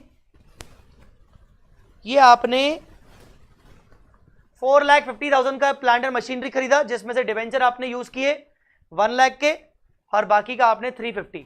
तो 1 लाख को तो इग्नोर करेंगे, और 350 आपका इन्वेस्टिंग एक्टिविटी में माइनस होगा, 350 आपका इन्वेस्टिंग एक्टिविटी माइनस होगा। इस पूरे कांड में आपका डेप्रिसिएशन आपको बैलेंसिंग फिगर मिल गया, डेप्रिसिएशन आपको बैलेंसिंग फिगर मिल गया 135 का, ये आपका ऑपरेटिंग एक्टिविटी में जाके ऐड हो जाएगा। डेप्रिसिएशन आपका 135 ऑपरेटिंग एक्टिविटी में जाके ऐड हो जाएगा। अच्छा, डिवेंचर आपका 1 लाख, आपके टोटल मिला के डिवेंचर कितने हैं? 0 से 2 लाख, 2 लाख इशू हुए। 2 लाख में से 1 लाख तो आपके नॉन कैश में इशू हुए, दिख रहा है, नॉन कैश में इशू है, इसका मतलब बाकी के ही 1 लाख कैश में इशू हुए होंगे। समझा कि नहीं? मुझे छोड़कर जब तुम जाओगे बड़ा पछताओगे। चलो नेक्स्ट।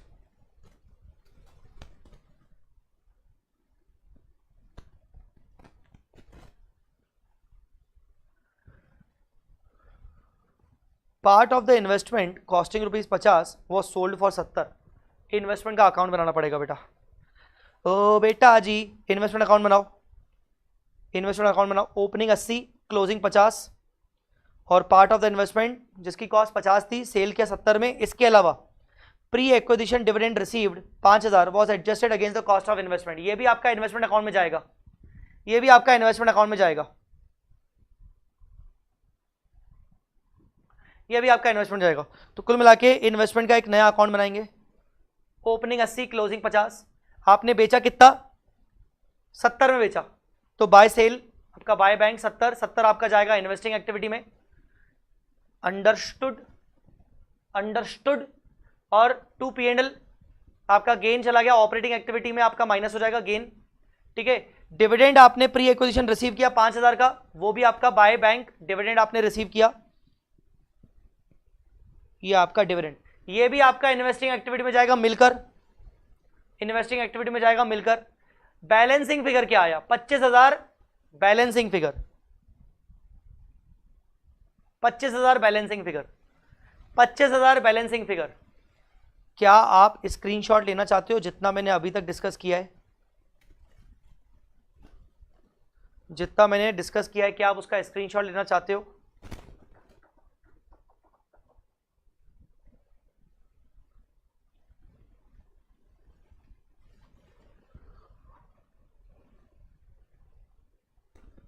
ये देख लो पहले ना, एक काम करो, ये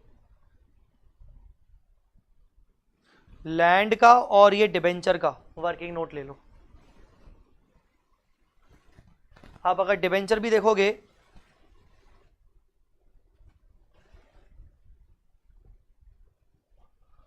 आप अगर डिबेंचर भी देखोगे तो closing debenture, opening debenture 2 lakh, 2 lakh में से नॉन कैश और बाकी का 1 लाख कैश, फाइनेंसिंग एक्टिविटी। ये सेकंड वर्किंग नोट।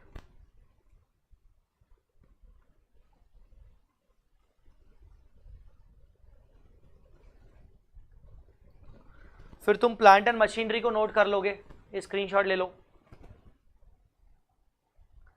ये डिबेंचर और प्लांट एंड मशीनरी का स्क्रीनशॉट ले लो।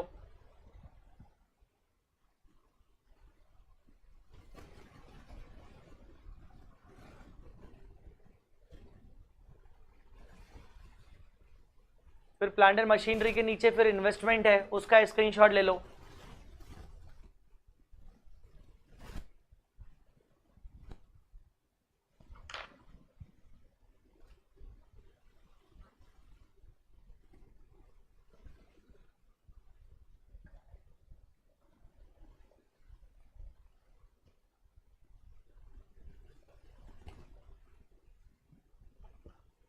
ठीक है, ले लिया स्क्रीनशॉट। अब क्या next? Directors have declared 15% dividend for the current year. Dividend का अकाउंट बनेगा, डिविडेंड का अकाउंट बनेगा। ओए होए ओए होए ओए होए ओए होए। 15% डिविडेंड निकालो इक्विटी का, 15% अकाउंट, 15%, 6 लाख का 15%, 90,000। ओ भाई 90,000 ही है। अच्छा, तो डायरेक्टर ने डिक्लेयर किया 90,000 का डिविडेंड, तो प्रॉफिट एंड लॉस में 90,000 का इफेक्ट आ गया होगा और 60,000 आपने पे कर दिया होगा करंट ईयर में। तो ये देखिए अकाउंट बनाने की जरूरत इसलिए नहीं क्योंकि 90,000 ही क्लोजिंग है और 90,000 ही डायरेक्टर ने डिक्लेयर किया है। तो प्रोविजन कितना बनाया? 90,000। क्लोजिंग भी कितना है? 90,000। तो 90,000 dividend non cash to be added back, added back, added back, added back, added back, added back under cash flow from operating activity. और फाइनेंसिंग एक्टिविटी में आपका 60,000 जाएगा, फाइनेंसिंग एक्टिविटी में 60,000 जाएगा। सर मेरे को ना तकलीफ होती है कि इक्विटी कैपिटल कौन सा लिया जाए डिविडेंड निकालने के लिए, 5 लाख कि 6 लाख? बेटा उसने बोला है करंट ईयर का, तो करंट ईयर का लेना पड़ेगा इक्विटी। डिविडेंड करंट ईयर में डिक्लेयर हुआ 15%, तो करंट ईयर का इक्विटी लेना पड़ेगा 6 लाख। ठीक है, फिर उसके बाद next, voluntary separation cost of 50,000 was adjusted against general reserve. Adjusted against general reserve, general reserve के अगेंस्ट एडजस्ट किया। तो एक काम करो, वॉलेंट्री सेपरेशन कॉस्ट अकाउंट बना लो, क्योंकि एसेट साइड में तो debit balance opening debit balance होगा, ओपनिंग डेबिट बैलेंस होगा, क्लोजिंग क्रेडिट बैलेंस होगा। तो वॉलेंट्री सेपरेशन का खाता बनाओ, ये लो वॉलेंट्री सेपरेशन का खाता, ओपनिंग 65, क्लोजिंग 125, ओपनिंग 65, क्लोजिंग 125। अच्छा, राइट ऑफ कितना किया? 50,000 was adjusted against general reserve, adjusted right of किया, 50,000 राइट ऑफ किया, 50,000 जनरल रिजर्व के अगेंस्ट राइट ऑफ किया, जनरल रिजर्व के अगेंस्ट राइट ऑफ किया, तो बाय जनरल रिजर्व। तो बैलेंसिंग फिगर क्या आया? बैलेंसिंग फिगर आया 1,10,000। ये सर क्या होना चाहिए? हमने 1,10,000 वॉलेंट्री सेपरेशन कॉस्ट पे किया होगा और ये एक्स्ट्रा ऑर्डिनरी आइटम है। This is your extra ordinary item, extra ordinary item. Sir मुझे कैसे पता चलेगा कि डेबिट साइड में मुझे टू बैंक लिखना है? बेटा कॉमन सेंस भाई, वॉलेंट्री सेपरेशन मतलब वीआरएस, तो इनकम टैक्स में पढ़ता होगा। वीआरएस का पेमेंट होता है तो एंट्री होगी VRS account debit to bank, और जब उसको राइट ऑफ करना है पीएनएल या जनरल रिजर्व के अगेंस्ट तो बाय जनरल रिजर्व। तो डेबिट साइड में 110 आया तो मुझे कैसे सपना आएगा कि सर ये पेमेंट हुआ है? बेटा एंट्री करके देखना पड़ेगा ना, voluntary separation account debit to, क्या टू पे किया होगा बैंक, तो ये पेमेंट है, ये एक्स्ट्राऑर्डिनरी आइटम है। सबसे लास्ट में cash flow from operating activity में जाएगा, cash flow from operating activity में जाएगा, cash flow from operating activity में जाएगा। Guys understood? मुझे छोड़कर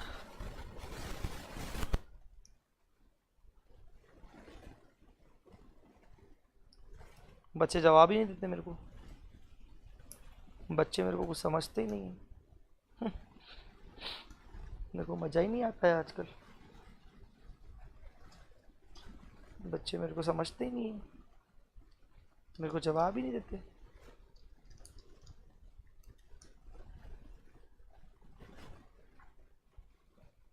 अब लगे हाथ जनरल रिजर्व का भी अकाउंट बना लीजिए। जनरल रिजर्व 2.5 लाख का था, 1 लाख हो गया, तो ये लीजिए जनरल रिजर्व 2.5 लाख का था, 1 लाख हो गया, जिसमें से 50,000 तो आपने वॉलेंट्री सेपरेशन में राइट ऑफ किया, बाकी का डिफरेंस आ रहा है आपने सीआरआर बनाया। मतलब ये हुआ कि करंट ईयर में रिटेन्ड अर्निंग में से जनरल रिजर्व मतलब पीएनएल से जनरल रिजर्व में आपने कुछ ट्रांसफर किया ही नहीं, मतलब बाय पीएनएल करके जीरो, मतलब इस बार पीएनएल से जनरल रिजर्व में कुछ ट्रांसफर हुआ ही नहीं है, no transfer during the year.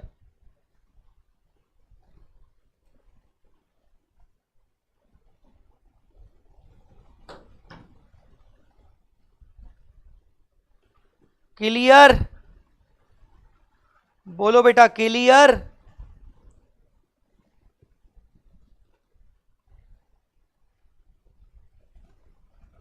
बोलो ना बेटा, क्लियर। उसके बाद income tax liability for the current year estimated 135।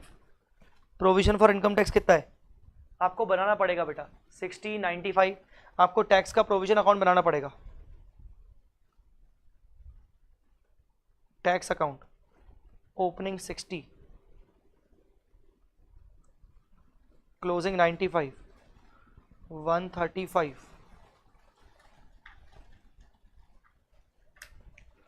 बेटा 1 लाख का पेमेंट हुआ होगा, चलो बोलो इसका क्या हुआ होगा, इसका क्या हुआ होगा, टेल मी।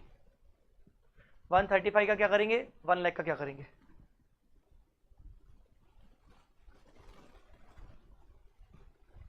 एडलेस, एडलेस, ठीक है। और क्या बोल रहा है,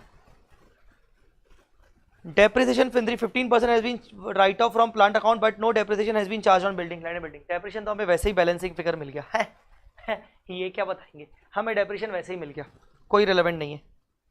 अब इसके अलावा अगर बात करें तो इक्विटी के बारे में कुछ भी नहीं बोला गया, इक्विटी के बारे में कुछ नहीं बोला गया। तो अब फाइनल हो गया कि इक्विटी आपका फाइनेंसिंग एक्टिविटी में जाएगा 1 लाख ऐड होके 5 का 6, क्योंकि नीचे कहीं नहीं बोला कि हमने इक्विटी इशू किया है, डिवेंचर इशू किया ये बोला है, प्रेफरेंशियल रिडीम किया है बेटा, ये भी फाइनेंसिंग एक्टिविटी में जाएगा लेस, फाइनेंसिंग एक्टिविटी में लेस होके जाएगा।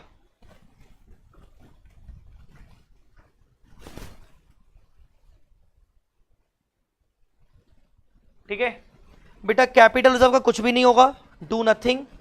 कैपिटल रिडम्पशन रिजर्व का कुछ नहीं होगा। अब तो जनरल रिजर्व का भी कुछ नहीं होगा बेटा, क्यों नहीं होगा कुछ भी, क्योंकि जनरल रिजर्व में कुछ पीएनएल गया ही नहीं है। तो इसका मतलब अब आप डिफरेंस किसका लोगे, अब आप डिफरेंस लोगे सिर्फ पीएनएल का, 50-70 डिफरेंस लोगे पीएनएल का। तो मैं आपको शुरुआत बता देता हूं कि आपने कैसे करनी है। Cash flow from operating activity, difference in PNL 20,000। हमने डिफरेंस इन जनरल रिजर्व क्यों नहीं लिया, कोई मुझे रीजन बताएगा, हमने जनरल रिजर्व का डिफरेंस क्यों नहीं लिया। देखो भावनाओं में बहकर तुम जनरल रिजर्व का डिफरेंस ले सकते हो, पर अगर तुमने जनरल रिजर्व का प्रॉपर अकाउंट देखा हो तो ध्यान से देखो, ओपनिंग 2.5 लाख का था, during the year general reserve बल्कि राइट ऑफ किया है 50,000 से और सीआरआर से, तो क्लोजिंग 1 लाख हो गया, कुछ पीएनएल में ट्रांसफर हुआ ही नहीं, तो करंट ईयर में जनरल रिजर्व के अंदर कुछ गया ही नहीं पीएनएल से। बात समझ में आ रही कि नहीं। ये टैक्स का किसी ने बोला दिखा दो, तो ये लो टैक्स का। पूजा तुम हो क्या अवेलेबल,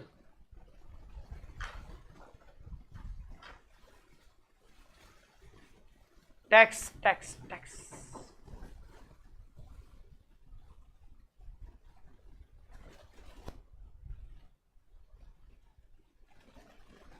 तो डिफरेंस इन पीएनएल मुझे किसी ने जवाब नहीं दिया, नालायकों ने। मैंने जनरल रिजर्व नहीं लिया है, सबको समझ आया कि नहीं, क्यों जनरल रिजर्व नहीं लिया, सीआरआर नहीं लिया, क्योंकि जो सीआरआर बनाया है वो जनरल रिजर्व से बनाया है, पर क्या पीएनएल से जनरल रिजर्व में आया क्या, नहीं ना। कैपिटल रिजर्व नहीं लिया क्योंकि कैपिटल रिजर्व आपका लैंड बेचने पर और लैंड को रिवैल्यू करने पर हुआ, वो कोई पीएनएल के आइटम है ही नहीं। जब तक पीएनएल का इफेक्ट किसी ना किसी रिजर्व में नहीं आता तब तक हम नहीं लेंगे वो रिजर्व। सीआरआर कहां से बना, जनरल रिजर्व से। जनरल रिजर्व का क्या किया, कुछ भी उसका इफेक्ट पीएनएल से आया क्या, नहीं। कैपिटल रिजर्व पीएनएल का कुछ इफेक्ट नहीं, तो नहीं लेंगे। अब आपने नॉन कैश आइटम को ऐड कर दिया, ये आपने किया, dividend payable 90, depreciation 135, provision for tax 135।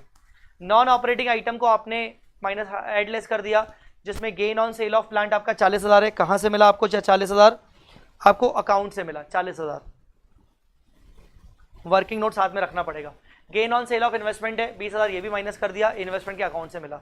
Interest on debenture, debenture interest on debenture 18,000 कैसे आया, इंटरेस्ट ऑन डिवेंचर, हाँ 2 लाख रुपए के डिवेंचर इशू किए ना आपने, उस पर 9%, 18,000 interest on debenture.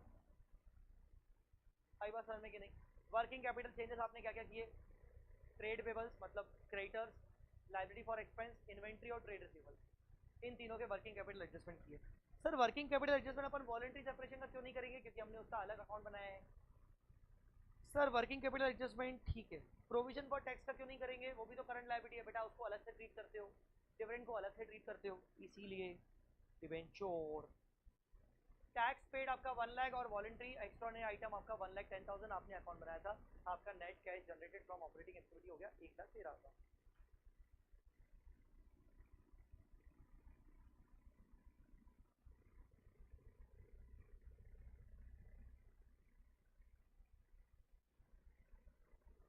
Hello hello hello hello hello hello hello hello volume.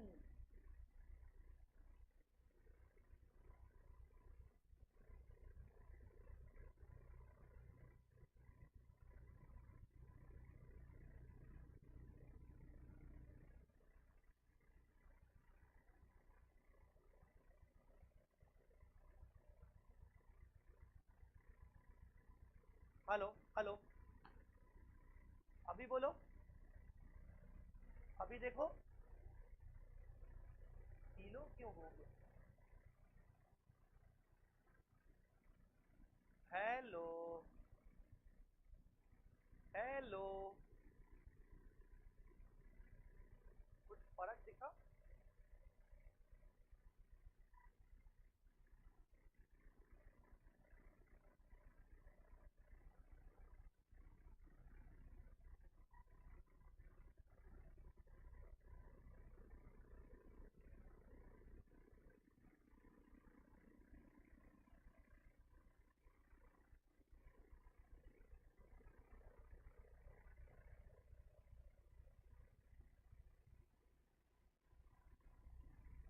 Hello hello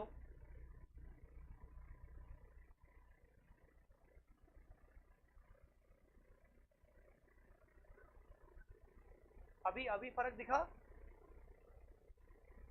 अभी फर्क दिखा। अबे नालायक, मैं नया माइक ही लेके आया हूँ, तो अचानक से सीलो हो गई।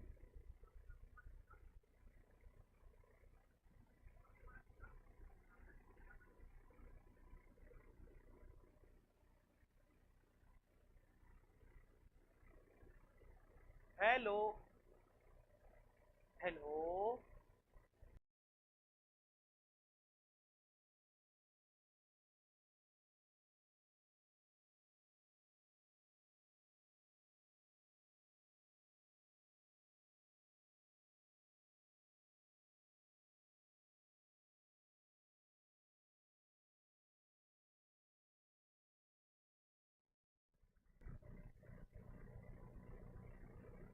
हेलो हेलो हेलो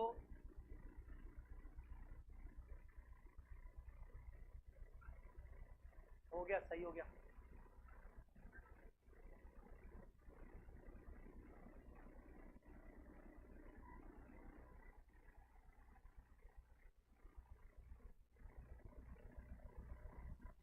हेलो अब बोलो, अब बोलो।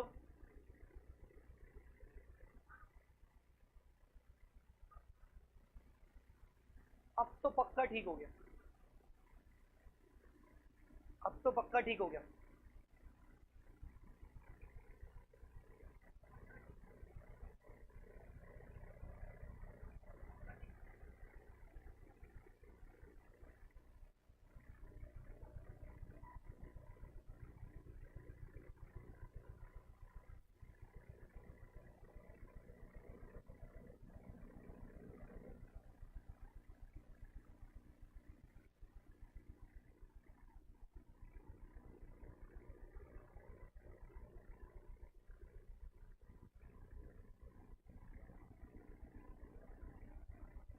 चलो अब आगे बढ़ते हैं, अब आगे बढ़ते हैं। सर आईसीआई मॉड्यूल में वॉलेंट्री सेपरेशन का वाला पॉइंट नहीं है। आईसीआई मॉड्यूल में हो सकता है उन्होंने क्वेश्चन को रिवाइज कर लिया हो, इजी बना लिया। आईसीआई पता है क्या कर रहा है, मैं आपको बताऊं। आईसीआई ना कुछ क्वेश्चंस को बहुत इजी इजी कर रहा है। अब उनकी क्या मेंटेलिटी है मुझे नहीं पता। एक काम कर लीजिए, ये दोनों के स्क्रीनशॉट ले लो,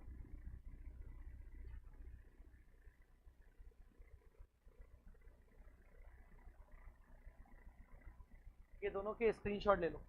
cash flow from investing activity, land sale किया, फिर उसके बाद प्लांट एंड मशीनरी सेल किया, प्लांट एंड मशीनरी परचेज किया, 4.5 का पर 3.5 आपने कैश में दिए। इन्वेस्टमेंट सेल किया, डिविडेंड आपको रिसीव हुआ था, प्री एक्विजिशन डिविडेंड, और इन्वेस्टमेंट आपने खरीदा भी था, तो net cash use. Cash flow from financing activity, financing activity के कैश फ्लोज, डिवेंचर इशू किया आपने 1 लाख, 1 लाख क्यों सर, 2 लाख इशू किए थे, 1 लाख 2 लाख में से 1 लाख नॉन कैश था ना against plant and machinery. Dividend pay किया 60,000, इक्विटी इशू किया 1 लाख, प्रेफरेंशियल रिडीम किया 2 लाख, इंटरेस्ट पे किया 18,000।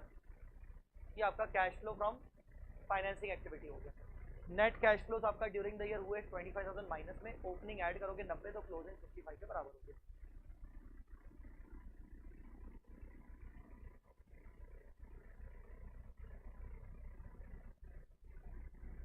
इसका स्क्रीनशॉट लेना है क्या? हम ये लेक्चर अभी खत्म कर रहे हैं। कैश फ्लो स्टेटमेंट ना मेरे को ऐसा लगता है अब बिल्कुल इजी हो गया है। मैंने तुम लोगों को जिस लेवल पे करवा लिया चीज़ें समझाने के लिए, तुम लोगों को मैं सच्ची बताऊं बस प्रैक्टिस करना है। मैं सच्ची बता रहा हूँ, तुम लोगों को सिर्फ और सिर्फ प्रैक्टिस करना है। आप प्रैक्टिस करो ढंग से, आपको कैश फ्लो अच्छे से हो जाएगा बेटा, मैं आपको सच्ची बोल रहा हूँ। नेक्स्ट चैप्टर अपन कल करेंगे, मतलब एक बार थोड़ा सा हल्का फुल्का, अगर कैश फ्लो में तुम लोग आज निपटा सको, अगर निपटा लो, डायरेक्ट मेथड इनडायरेक्ट मेथड जो भी निपटाना है, जाओ डाउट वाउट पूछना है पूछ लो। अब आप सिर्फ ये समझो कि कल मैं आपसे डाउट की बात करूंगा, थोड़ा बहुत कैश फ्लो होंगे तो डिस्कस करेंगे, अदरवाइज उसके आगे अपन एएस की बातें करेंगे। एएस 16 या एएस 10 में से कुछ स्टार्ट करेंगे। तो कैश फ्लो में किस किस को फायदा मिला, कैश फ्लो में किस किस को लग रहा है कि हाँ एक स्टेप ऊपर तो आ गए, या भले एक स्टेप ऊपर आए, कितनी स्टेप, मतलब जितना भी फायदा हुआ, किसी को लगता है क्या?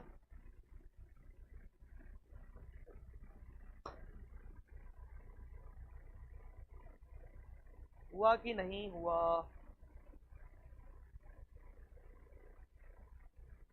देखो नालायक बच्चे जवाब नहीं दे रहे, मतलब नहीं हुआ।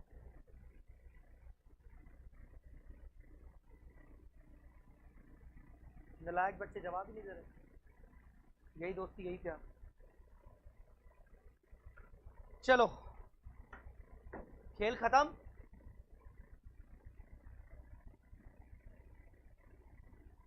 खेल खत्म, मिलते हैं अगले लेक्चर में।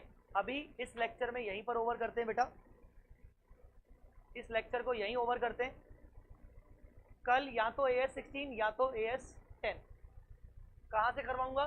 चार्ट रिवीजन से पूरा पूरा रिवाइज करवाऊंगा डिटेल में। आपको पता है अपन बहुत अच्छे से रिवीजन करते हैं, ऊपर ऊपर रिवीजन नहीं करते, बढ़िया डिटेल में रिवीजन करते हैं। और क्वेश्चन बैंक से उसके question, simple, very very simple.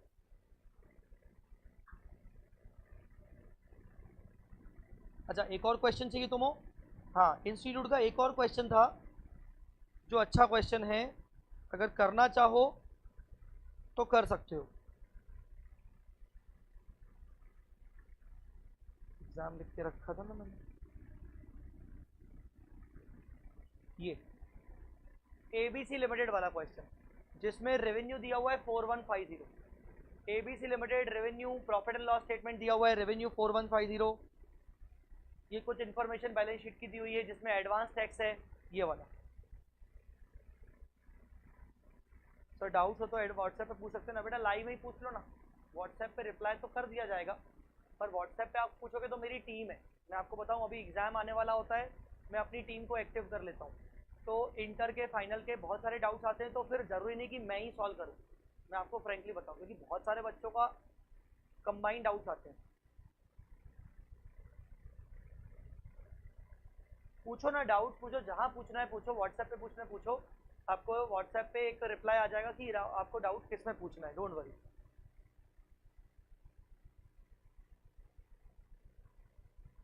तो क्वेश्चन नंबर 15 भी आप कर लेना, मतलब मेरे वाला 15 है, ये आपका मॉड्यूल में एबीसी लिमिटेड करके होगा, ठीक है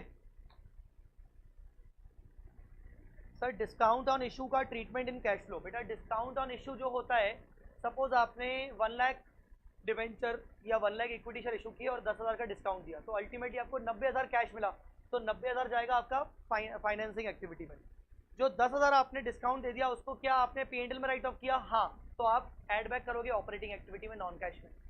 आपने पीएनएल में राइट ऑफ नहीं किया, आपने उसको राइट ऑफ किया किसी जनरल रिजर्व से, किसी सिक्योरिटी प्रीमियम से, तो फिर उसका कोई भी ट्रीटमेंट नहीं।